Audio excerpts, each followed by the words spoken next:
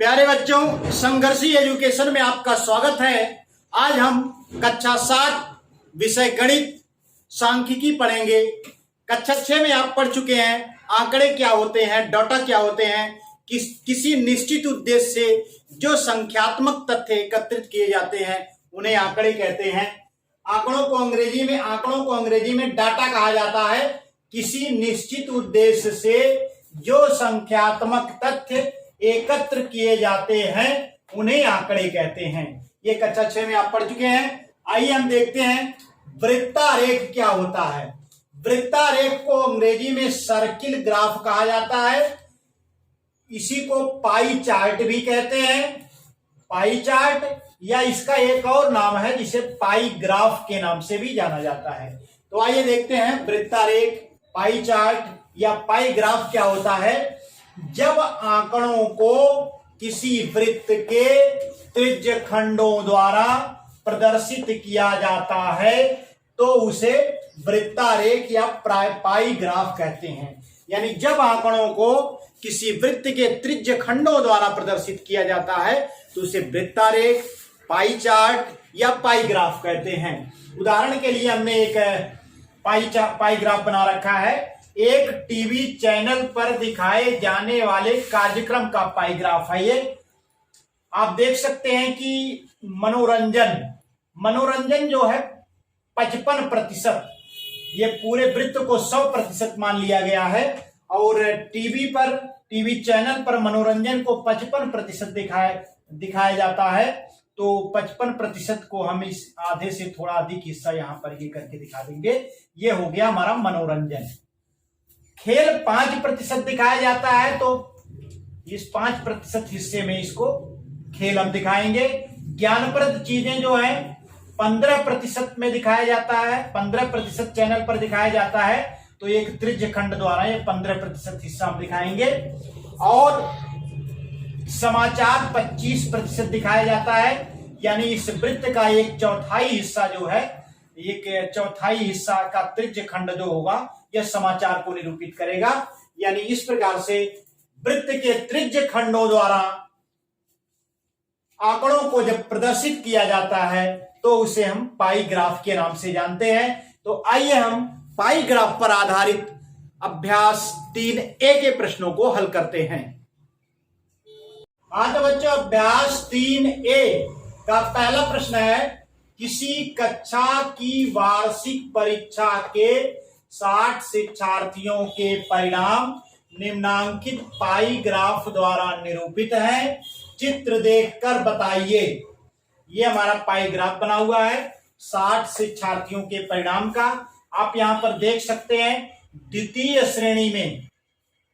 श्रेणी में ये उत्तीर्ण जो विद्यार्थी हैं उनके लिए पाई ग्राफ बनाया गया है जिसका केंद्रीय कोण 180 अंश है। तृतीय श्रेणी में जो उत्तीर्ण है विद्यार्थी उनका ये पाई ग्राफ है, ये 90 अंश, इसका केंद्रीय कोण 90 अंश है। और कुछ छात्र अनुत्तीर्ण है जिनका केंद्रीय कोण 30 अंश है। और प्रथम श्रेणी में उत्तीर्ण शिक्षार्थियों का केंद्रीय कोण क्या है, 60 अंश है। अब पूछा जा रहा है सबसे अधिक शिक्षार्थी किस श्रेणी में उत्तीर्ण हुए।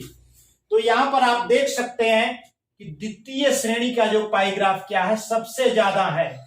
इसका केंद्रीय कोण कितना है, 180 अंश है, जो सबसे ज्यादा है। इसलिए द्वितीय श्रेणी में सबसे अधिक शिक्षार्थी उत्तीर्ण हुए हैं। तो इसका आंसर हो जाएगा, आंसर बराबर द्वितीय श्रेणी में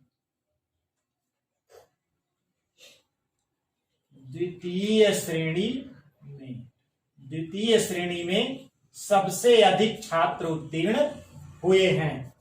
आइए दूसरा प्रश्न हम देखते हैं, सबसे कम शिक्षार्थी किस श्रेणी में उत्तीर्ण हुए हैं। यहां पर आप देखिए सबसे कम शिक्षार्थी हमें देखना है, लेकिन उत्तीर्ण, यहां पर ध्यान दीजिए उत्तीर्ण लगा हुआ है। अनुत्तीर्ण सबसे कम है लेकिन हमको उत्तीर्ण देखना है, उत्तीर्ण सबसे कम कौन है।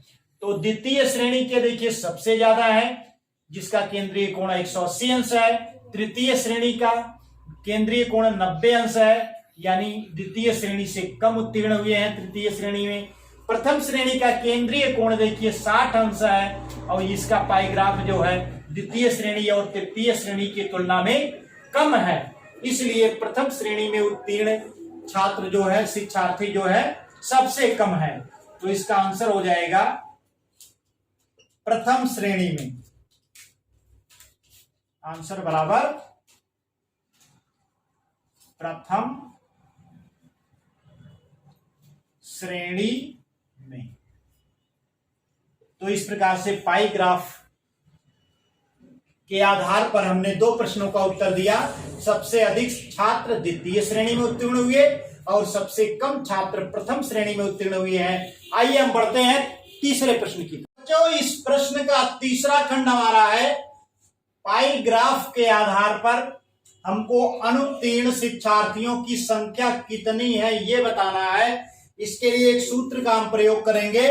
अनुत्तीर्ण शिक्षार्थियों की संख्या बराबर त्रिज्यखंड के केंद्रीय कोण की माप बटा 360 अंश गुणे कुल शिक्षार्थी, यानी त्रिज्यखंड के केंद्रीय कोण की माप।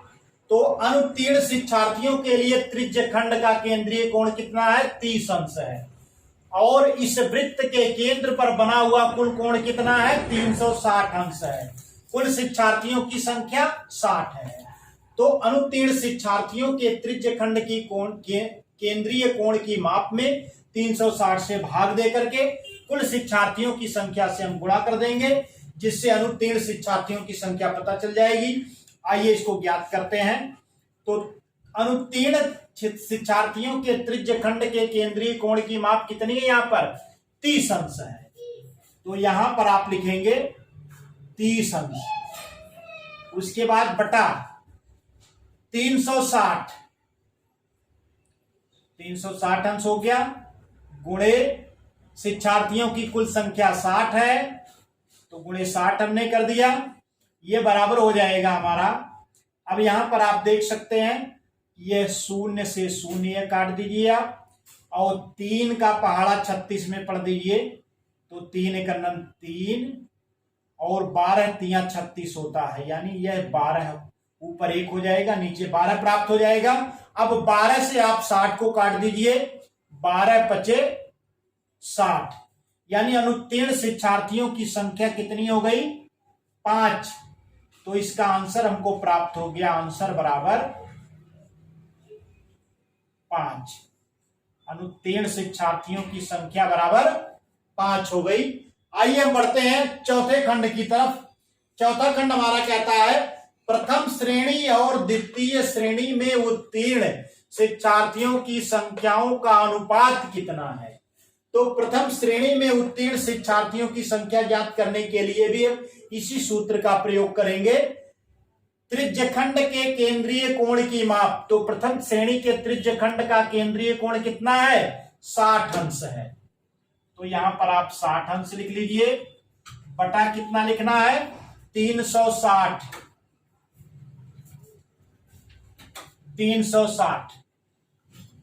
गुणे कुल शिक्षार्थियों की संख्या यानी 60।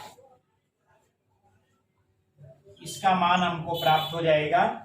आप ये 0 से 0 काट दीजिए, और 6 का पहाड़ा आप 36 में पढ़िए, तो 6 एक 6 और 6 6 36, और 6 से आप 60 को काट दीजिए, तो 6 दहा में 60 आपको प्राप्त हो गया। यानी प्रथम श्रेणी में उत्तीर्ण शिक्षार्थियों की संख्या हमको प्राप्त हो गई 10। आइए देखते हैं द्वितीय श्रेणी में उत्तीर्ण शिक्षार्थियों की संख्या। फिर इसी सूत्र का हम प्रयोग करेंगे। द्वितीय श्रेणी में उत्तीर्ण शिक्षार्थियों की संख्या के लिए द्वितीय श्रेणी के केंद्रीय कोण यानी 180 अंश, त्रिज्यखंड के केंद्रीय कोण की माप क्या हो जाएगी? यहां पर 180 अंश हो जाएगी। तो लिखिए 180 अंश बटा में आपको 360 लिखना है।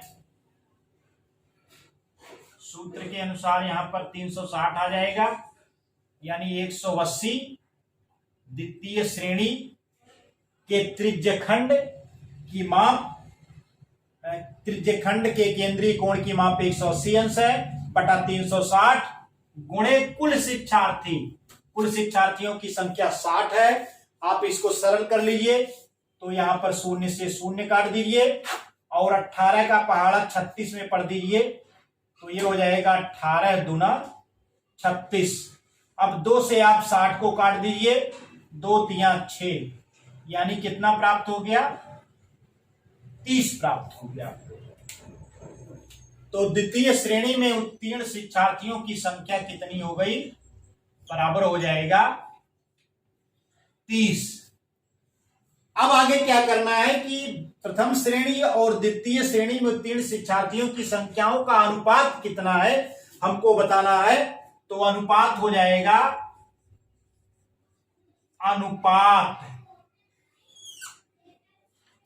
अनुपात बराबर हो जाएगा हमारा, प्रथम श्रेणी में उत्तीर्ण शिक्षार्थियों की संख्या कितनी है? 10 है। अनुपात लगाइए, द्वितीय श्रेणी में उत्तीर्ण शिक्षार्थियों की संख्या कितनी है? 30। तो 10 अनुपात 30 हो गया। और इसको जब आप सरल करेंगे तो 10 से काट दीजिए, 10 × 10, यानी 1 अनुपात 10 तिया 30 होता है, यानी 1 अनुपात 3 हमको प्राप्त हो गया। तो इसका आंसर जो हमको प्राप्त हो गया, प्रथम श्रेणी में उत्तीर्ण शिक्षार्थियों की संख्या का अनुपात द्वितीय श्रेणी में उत्तीर्ण शिक्षार्थियों की संख्या के अनुपात, दोनों का जो अनुपात हो जाएगा 1 अनुपात 3 हमको प्राप्त हो जाएगा। तो इस प्रकार से पहला प्रश्न हल हो गया है। इस अभ्यास के शेष प्रश्नों को लेकर के एक नए वीडियो के साथ पुनः मिलेंगे।